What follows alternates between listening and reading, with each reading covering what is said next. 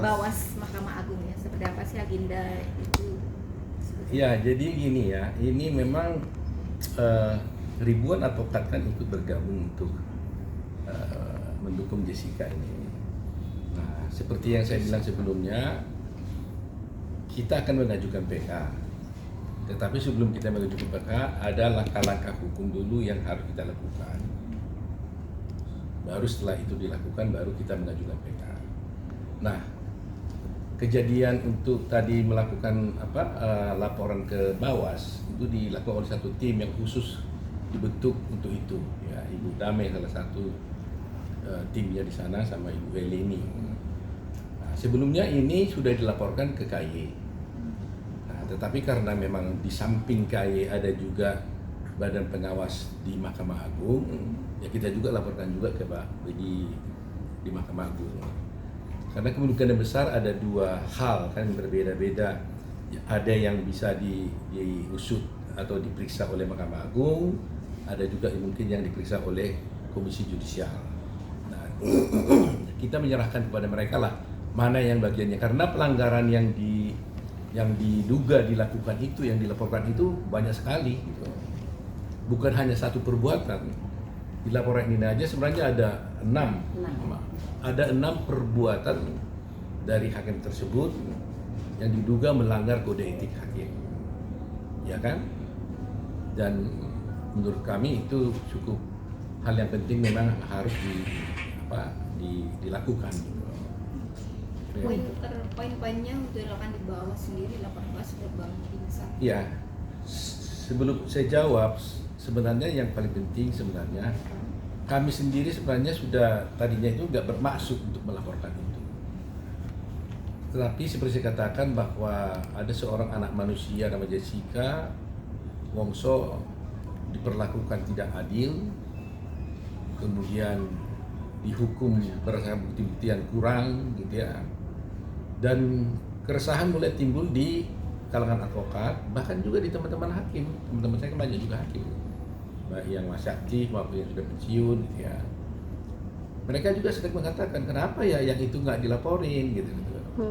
Karena padahal perbuatan itu terang benderang gitu. Nah, salah satu contoh yang dilaporkan di sini berdasarkan laporan ini yang mereka buat gitu ya. Itu antara lain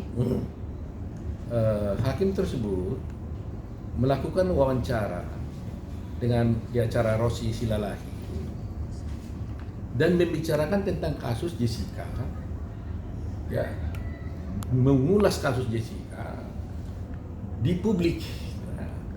Nah, sedangkan menurut aturan di kode etik, seseorang hakim tidak diperbolehkan untuk membicarakan kasus yang sedang ditangani ataupun yang sudah selesai ditangani, termasuk juga adalah mengenai perkara-perkara yang diputuskan oleh hakim-hakim yang lain, apalagi yang diperiksa oleh dia sendiri.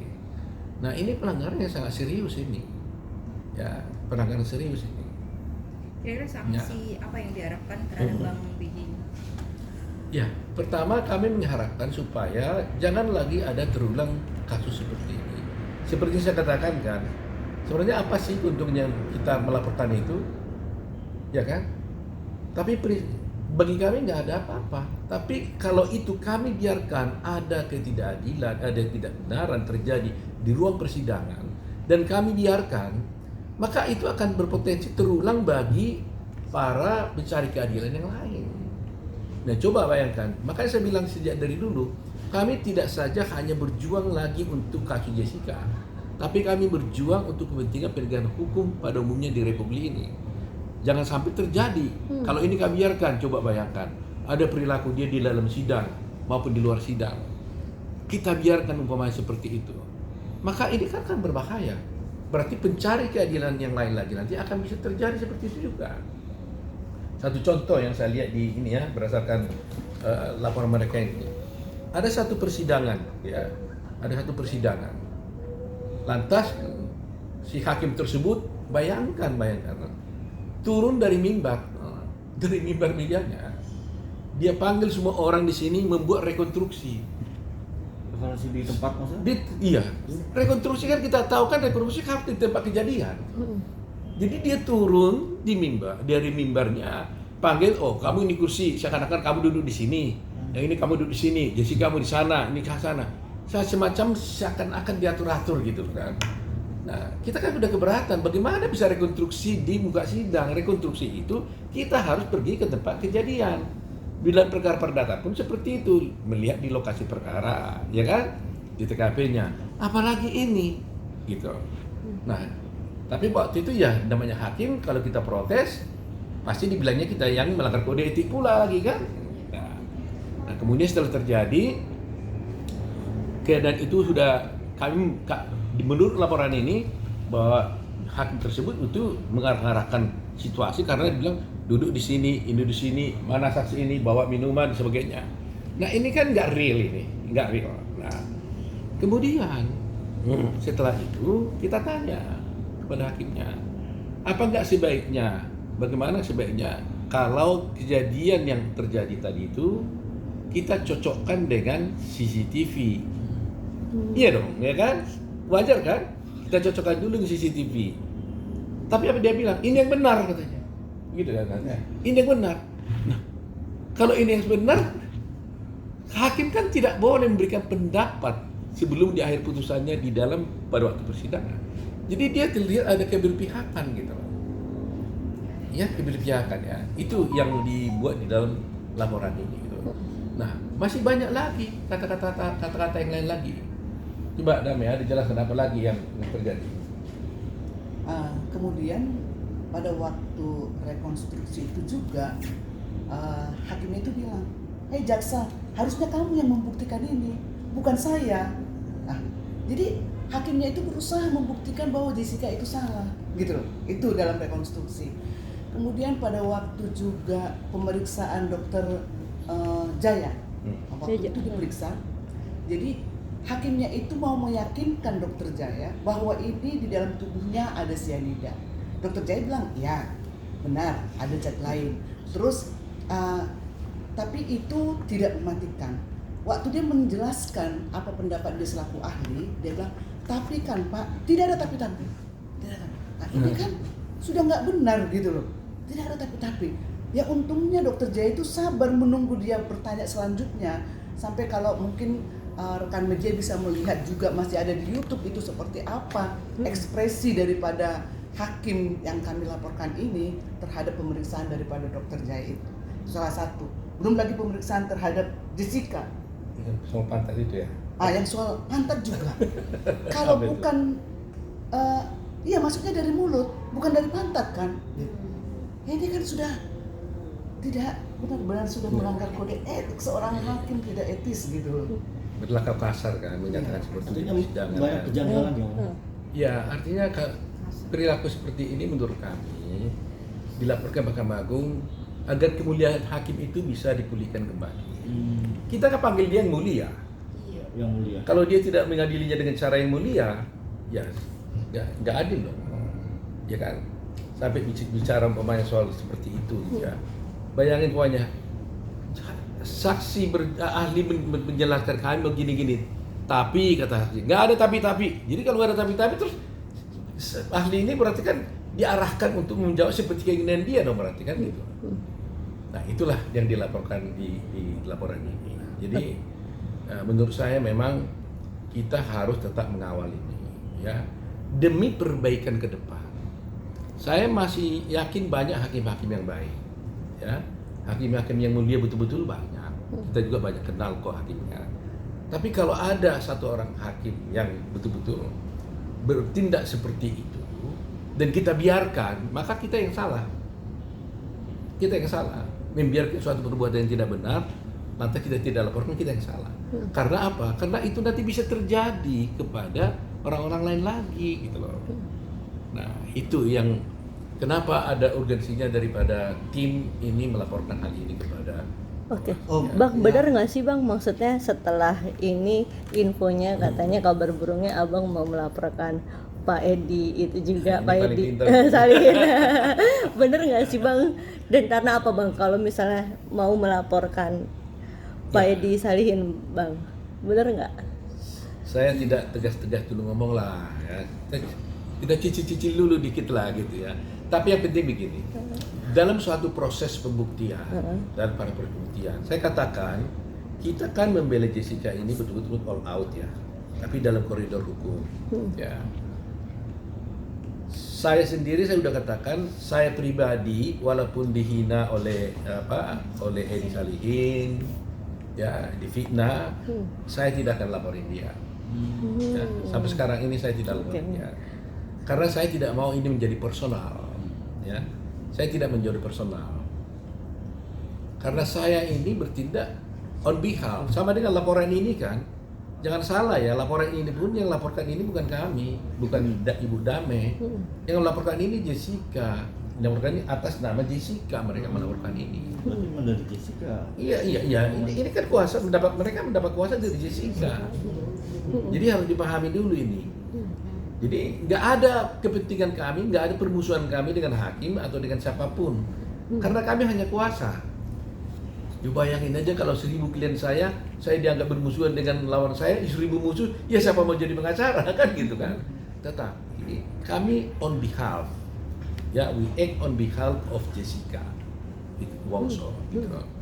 Nah, setelah ini dilaporkan ini, kita ada melihat langkah-langkah.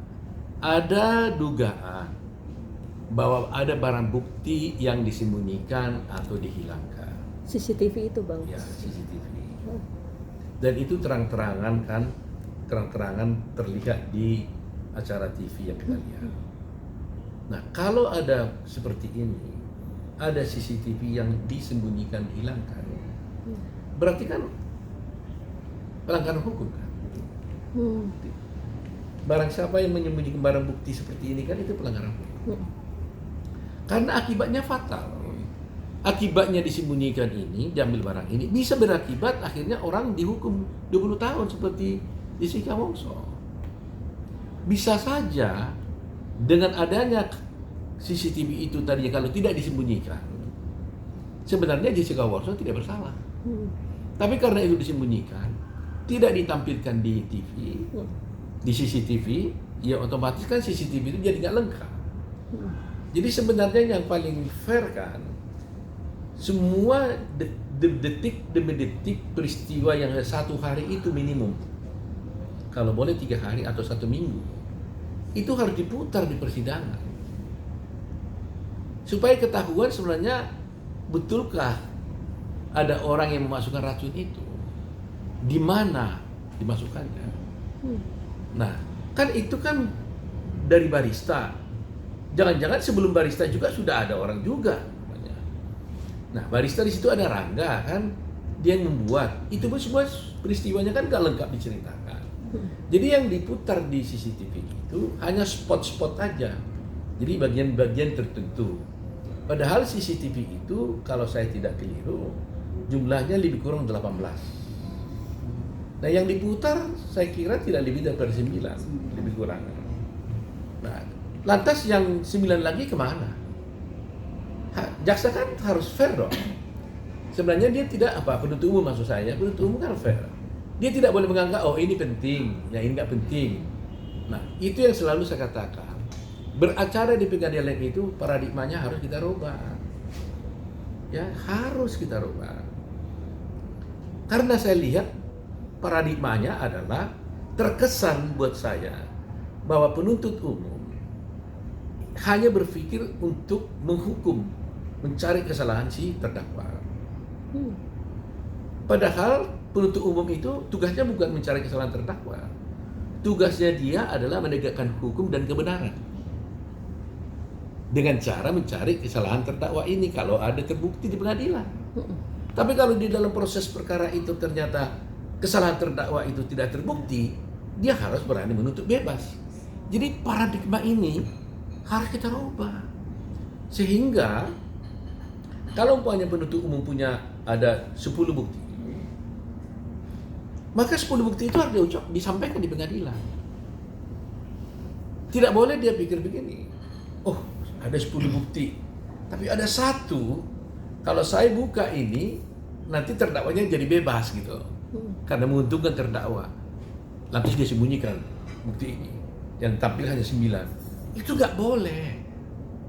Bang, tapi mohon maaf nih, kembali ke belakang bahwa sebetulnya kalau Pak Edi Salir sendiri sempat juga melakukan fitnah ya Kak, segala macam ke Bang Mutu nih, tapi kemudian di media dia udah minta maaf tuh. Kamu udah pernah baca beritanya? Makanya saya bilang sudah berkali-kali ya. Saya bilang, saya sudah berkali-kali saya bilang, saya mengerti, saya respect sama Edi Salihin dan keluarganya karena anaknya mati kan. Ya saya hormat juga lah, ya kan. Tapi saya juga nggak ngerti kenapa dia nyerang saya terus. Padahal saya tugasnya kan hanya bertindak untuk dan atas nama Jessica, ya kan. Tapi terus terang, nah sampai terlalu personal gitu loh, ya kan. Sampai dibilang saya meras, ya kan. Dibilang saya terima fee dan meras, itu sebenarnya sangat tidak baik loh. Dan secara hukum kalau saya laporkan menurut saya itu memenuhi kualifikasi delik pidana, ya. Tapi saya nggak laporkan dengan pikiran ya seperti yang saya bilang sebelumnya. Ya kalau mungkin dengan menghina saya, ya, dengan menfitnah saya, dia merasa terhibur, ya, bahagia, ya, bisa melupakan kesedihan tentang meninggalnya anaknya Mirna, ya nggak apa-apa. Tiap hari aja saya dihina nggak apa-apa. Hina aja tiap hari nggak apa-apa. Asal dia membuat itu menjadi dia bahagia, nggak apa-apa. Tapi sudah ada Oke, Bang. belum sih Bang tuh Bagaimana? secara pribadi sendiri untuk dia minta maaf secara resmi? Ya dia minta maaf, tapi di buntutnya selalu juga ada buntut kan gitu. Itu yang sebenarnya saya pikir heran saya. Dia minta maaf, Pak Waktu baik, bla bla bla bla bla. Tapi buntut selalu ada sebenarnya gitu loh. Tapi ya saya pikir ya sudahlah, itu nggak ada masalah lah. Tetapi harus diingat, meskipun secara personal saya tidak melaporkan dia, tetapi ingat, Jessica kan jadi korban. Jessica punya hak untuk melapor gitu loh. Melaporkan bukan melaporkan terhadap perbuatannya Edi Salim kepada saya, tapi dia melaporkan terhadap pihak-pihak yang melakukan suatu perbuatan, dugaan perbuatan pidana, antara lain menyembunyikan barang bukti dan sebagainya. Oke. Nah itu akan dilakukan. Oh. Jadi kalau ada barang bukti yang diduga digelapkan atau disembunyikan atau dihilangkan oleh seseorang, itu akan dilaporkan. Bahkan tidak hanya itu saja. Kalau ada, kan ini kan Rismon Sianipar kan sebagai ahli kita mengatakan ada dugaan rekayasa terhadap CCTV, ya kan? Tadinya dia bilang dugaan, sekarang dia bilang tidak dugaan lagi, itu rekayasa katanya. Nah, kalau saya tetap harus bilang dugaan, saya nggak berani bilang rekayasa. Tapi mengacu pada pernyataan Rismon, ya tentunya kalau ada betul-betul orang yang melakukan rekayasa, itu harus dilakukan. Tujuannya apa? Bukan hanya untuk membuat cerah, tetapi bagi saya bukan mau cerah, bukan dendam-dendaman, tapi itu mungkin bisa menjadi novum atau sebagai alasan untuk membebaskan Jessica. Karena kalau terbukti bahwa memang CCTV itu rekayasa, berarti persidangan ini kan sudah nggak benar. Berarti putusan hakim kan menjadi putusan yang tidak benar. Karena hakim mengambil suatu putusan, jelas kita dengar. Maka dengan ini secara sah dan meyakinkan terdakwa terbukti bersalah katanya. Saya bilang meskipun hakim yakin, tapi tidak sah ini persidangan. Karena diambil dari bukti-bukti yang tidak sah. Gitu loh. Ya kan? Nah, jadi kalau CCTV-nya betul-betul itu tidak sah, berarti Jessica harus dibebaskan. Oke. Nah, selanjutnya otopsi. Prinsip dasar di seluruh dunia, ya, bahwa otopsi itu is a must. Itu satu keharusan untuk menentukan matinya seseorang yang tidak wajar. Tanpa otopsi, maka tidak bisa ditentukan sebab matinya orang. Nah, kalau ada suatu pembunuhan, sebab matinya aja kita tidak tahu sebabnya, bagaimana kita bisa menyatakan orang bersalah melakukan suatu pembunuhan? Itu impossible, iya kan? Nah, atas dasar itu kita juga akan mempertimbangkan untuk melaporkan apakah ada orang yang kita duga melakukan perbuatan menghalang-halangi dilakukannya otopsi. Karena berdasarkan pasal 222 KUHP mengatakan barang siapa yang melakukan yang mencegah, menghalang-halangi dilakukannya otopsi itu adalah merupakan tindak pidana. Nah, semuanya itu adalah untuk kepentingan penegakan hukum yang baik. Nah, itu sebabnya katakan kami tidak mengada-ada, ya kan? Makanya pelan-pelan kita coba cari buktinya, ya. Kita tidak menuduh, tapi menduga bahwa hal itu kalau terbukti benar, kami minta yang berwajib bisa memprosesnya. Bang, banyak selain Pak Edi Salihin, netizen pada bilang, Bang Oto laporin Jaksa Sandi dong. Tanggapannya gimana? Teman-teman kita juga banyak yang mengatakan begitu. Tapi itu sekarang masih kita sedang pertimbangkan lah. Kita fokus dulu kepada kasus. Saya juga tidak mau bias gitu loh. Saya tidak mau bias lapor sana, tapi nanti fokus kita membebaskan Jessica itu jadi terhalang gitu. Kenapa? Tapi ya, itu juga tidak mungkin gitu. Ya. Oh mungkin Bang berarti. Ya. Ada kemungkinan. Tergantung teman-teman, bukan tidak mungkin ya. Tapi kita fokus hanya kepada inilah. Oke. Nah, bagi saya hanya fokus pada bagaimana membebaskan Jessica aja. Oke, sejauh Bang, ini mungkin sudah ada kayak semacam perubahan dari hasil putusan dari Iya. Om terkait Om yang sudah kesana kesini mencari keadilan untuk Jessica sendiri. Kalau putusan ini kan hanya bisa dirubah berdasarkan suatu putusan pula kan. Jadi tidak mungkin dengan kami podcast begini, teriak-teriak di sana, ceramah-ceramah, tidak mungkin berubah putusannya. Tetapi dengan ini kami kan tentu harus mencari bukti. Jadi walaupun kami diam ini, semua tim kami ini semua cari bukti, bikin bukti-buktinya. Nanti pada waktu setelah kita laporkan, kemudian kita ajukan PK, dan kemudian PK kita dikabulkan, dan akan disidangkan itu nanti. Kalau kita ajukan PK, akan sidang lagi. Ya, sidang, nah kita lihatlah di persidangan itu nanti bagaimana hasilnya kan, baru nanti Mahkamah Agung lah nanti yang memberikan putusan atas PK itu. Oke, Bang ini untuk, ada yang ke PK sendiri udah sejauh mana Om? Belum. Proses Jadi kita ini semua rangkaian yang saya katakan tadi itu merupakan salah satu tahapan-tahapan untuk ya. mengajukan PK. Setelah semua tahapan-tahapan ini kita lakukan, kita siapkan, dan akhirnya kita bisa mendapatkan bukti yang kuat, barulah kita ajukan PK. Oke.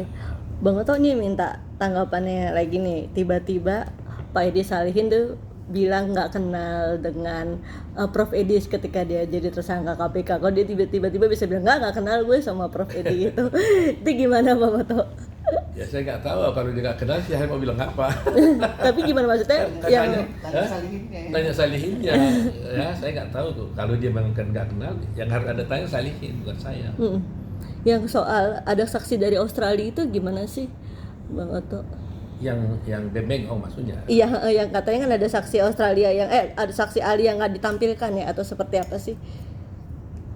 Bukan. Jadi kalau ada 3 ahli dari Australia. Ya, 1 dari Melbourne, 1 dari Sydney, 1 dari daerah atau saya lupa itu dari Western Australia. Ada dari Australia juga lah ya, 3. Yang Bembeng Ong itu kalau yang di Australia semuanya ditampilkan di persidangan. Oh, oke. Ya, itu ditampilkan. Tapi dokter mungkin yang kau maksud. Dokter Joshua kalau nggak salah namanya ya. Saya lupa namanya, tapi dia adalah dokter yang pertama kali menangani Mirna di PI, jadi dokter dari bahasa Indonesia, di GI, Great Indonesia. Jadi ketika Mirna kolaps, dia ditangani oleh dokter tersebut. Itulah yang dikatakannya katanya tidak ada masalah dan sebagainya. Nah, inilah yang sebenarnya yang seharusnya pertama kali tampil di persidangan kan. Nah, ini menjadi pertanyaan kita, kenapa penuntut umum tidak mengajukan saksi ini sebagai ahli atau saksi fakta? Padahal dia lebih tahu, ya kan? Itu yang saya katakan tadi itu. Seharusnya semua fakta itu harus diajukan di persidangan. Jadi akhirnya kan kita bertanya-tanya, kenapa sih kok nggak diajukan? Sama dengan Dr. Jaya loh, sebenarnya bukan saksi saya itu mestinya. Karena dia adalah saksi yang memformalinnya Mirna, ya kan?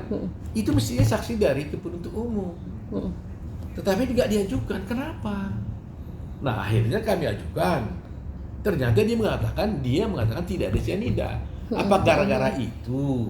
Kan jadi orang kan jadi bisa berpikir kan, gara-gara ahli ini mengatakan tidak ada cyanida, jadi tidak diajukan. Ini kan jadi tanda tanya. Kalau itu benar, itu yang saya katakan tadi berbahaya dalam rangka penegakan hukum. Berarti seakan-akan kita ingin mencari kesalahan terdakwa saja. Kalau itu yang sebenarnya. Nah itu yang harus Anda tanya kepada penuntut umum. Kenapa Anda tidak ajukan saksi Dr. Jaya? Kenapa tidak diajukan dokter yang di GI?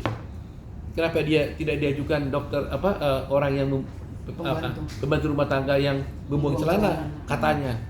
Kenapa tidak diajukan saksi yang membuat berita acara tentang gelas dan botol itu, penyitaan itu? Kenapa semua ini tidak diajukan? Anda harus tanya kepada penuntut umum. Mungkin kalau semua itu diajukan mungkin bisa berbeda kali ya? Ya, pasti dong. Menurut saya pasti berbeda. Oke. Ya kan? Salah satu contoh, dokter yang dari ini saja, dari dokter dari Rumah Sakit Waluyo, di persidangan itu kan jelas dia bilang, saya yang memeriksa. Ya kan? Waktu itu ada datang 3 orang. Kemudian namanya terdakwa ini, si Hani dan satu lagi siapa? Lupa saya. Ada satu. Ini kita lihat nih ya. Hani waktu di persidangan mengatakan, ditanya, apa saudara minum? Dia bilang tidak, saya hanya mencicipi dan melepeh. Oke? Tetapi dokter ini, yang di Dr. Waluyo, menceritakan di persidangan, Hani datang bernama Hani.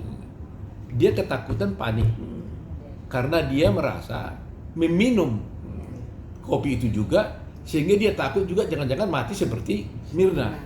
Dan dia akhirnya dokter bilang, kenapa rupanya? Apa kau minum? Iya, saya minum. Akhirnya diobatilah, dibaringkanlah si Hani diperiksa. Nah, ternyata nggak ada apa-apa. Nah, kemudian jaksa, penuntut umum ya, lalu bilang penuntut umum bertanya kepada ahli ini, dokter ini, Hani itu bilang minum atau mencicipi? Tegas dia bilang minum. Minum dengan cicipi beda kan? Jelas dia bilang minum. Itulah yang paling genuine. Kejadian belum ada perkara, paling genuine kesaksian daripada Hani.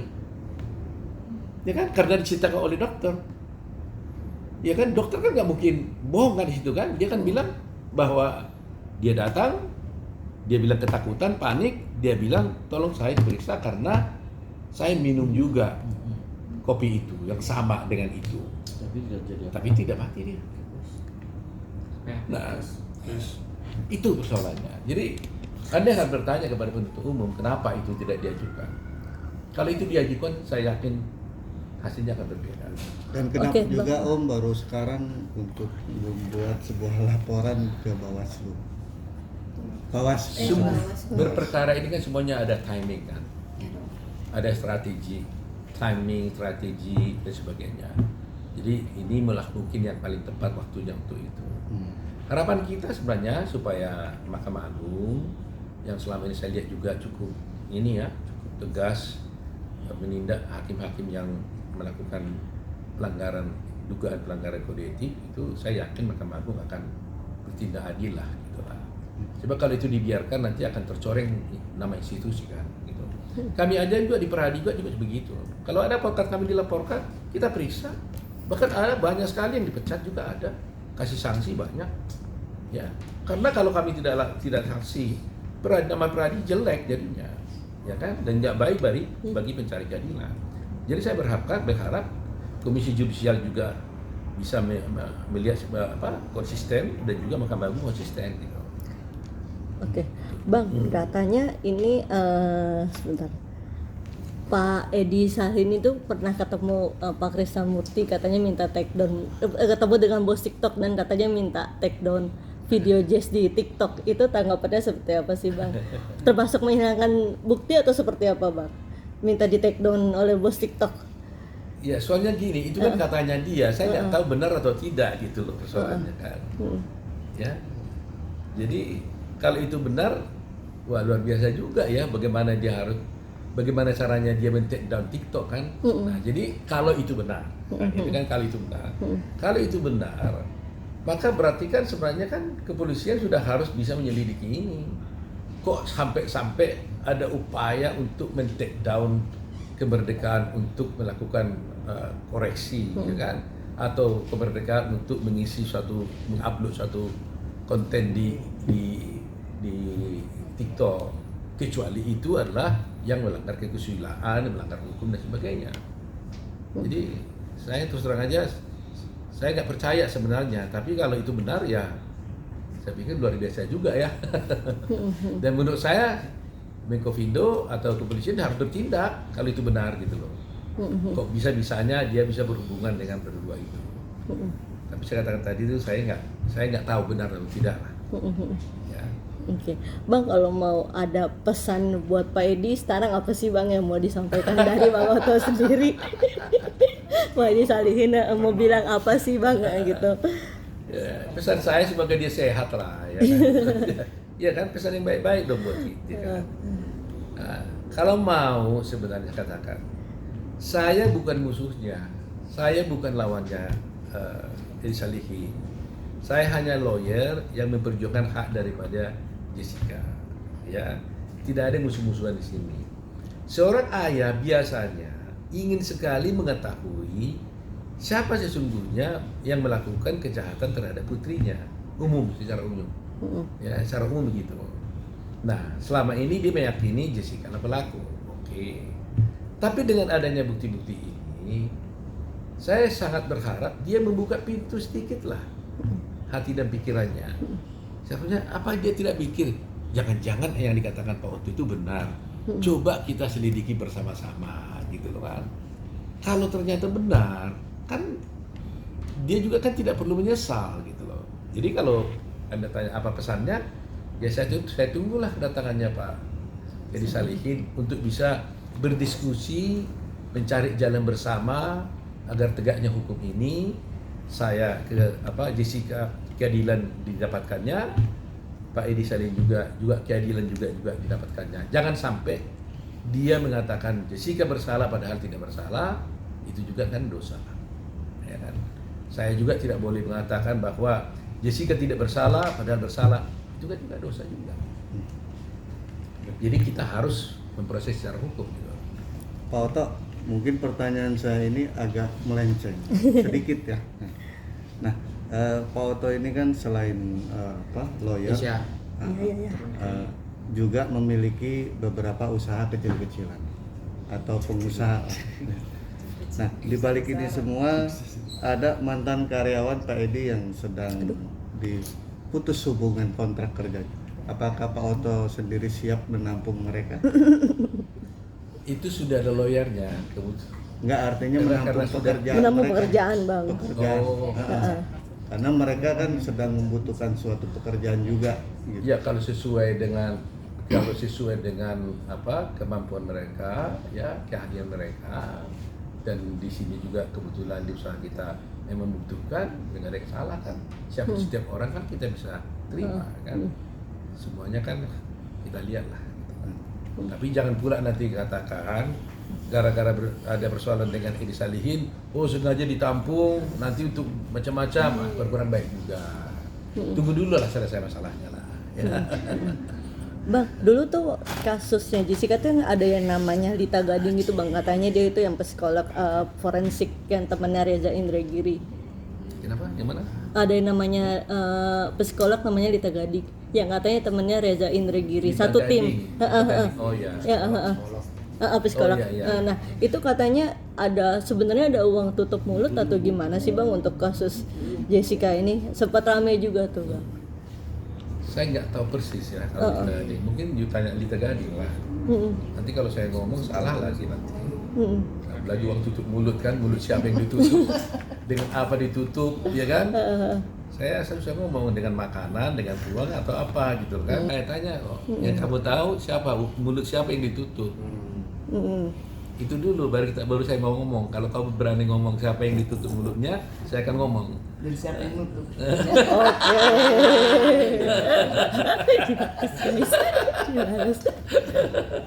Oke. Oke. Saya tahu, tapi aku pengen kamu yang ngomong. Ayo. Oh tadi sebetulnya abang ketahui gitu. Iya dengar lah. Oke. Tapi untuk apa ya waktu itu ya katanya? Menurut Ita Gading, tutup mulut untuk apa? Supaya apa? Yang terbaru Supaya sih kasus ini tidak tidak terblow up sepertinya blow bang. up, itu Tidak kira-kira terblow gitu up ya? lagi. Tidak, jadi supaya take down gitu semua gitu, kira-kira begitu. Oh, kalau itu saya nggak tahu itu. Tapi sepenciuman abang gimana? Maci nggak tahu. Nggak tahu kalau yang itu, yang saya tahu yang lain. Oh. Jangan siapa jadi. Oke. Pak Oto, seberapa optimis sih Iya. perkara Menang. Jessica ini sendiri akan bisa kembali digelar di mahkamah? Kalau itu ya pertama kami lawyer kan tidak bisa berjanji. Sebagai lawyer tidak bisa menjanjikan kemenangan apapun kepada kliennya. Yang bisa dijanjikan oleh lawyer itu adalah best effort. Ya, best effort itu maksudnya adalah upaya terbaik yang kami lakukan. Itu yang bisa. Jadi kami akan berupaya sebaik mungkin, sekuat tenaga membuktikan bahwa Jessica tidak bersalah. Selebihnya hakimlah yang menentukannya. Ya, jadi yang kami janjikan itu. Dan Anda sudah lihat bagaimana upaya yang kami lakukan. Sampai kemarin saya tidak nyangka saya pergi diundang oleh Universitas Maranatha, ya, acara Justice Talk gitu. Saya pikir yang datang itu hanya 15 orang, 20 orang, itu diskusi biasa. Wah, ternyata 1.500 orang hadir di tempat itu, luar biasa. Nah, Masuk jadi, rektor ya, ya? rektor datang, dekan datang, meeting semua, dan 1.500 orang. Di YouTube ada itu, luar biasa, bisa dilihat. Nah, itulah yang menandakan bahwa memang masyarakat kita sudah merindukan keadilan. Ya. Jadi message saya, pesan saya hanya satu. Selain untuk memperjuangkan kepentingan Jessica, jangan sampai ini terulang kembali. Makanya kita harus berhentikan ini. Kita harus hentikan. Kalau tidak, jangan sampai tunggu dulu. Jangan tunggu ketidakadilan itu terjadi pada diri kita, diri kalian.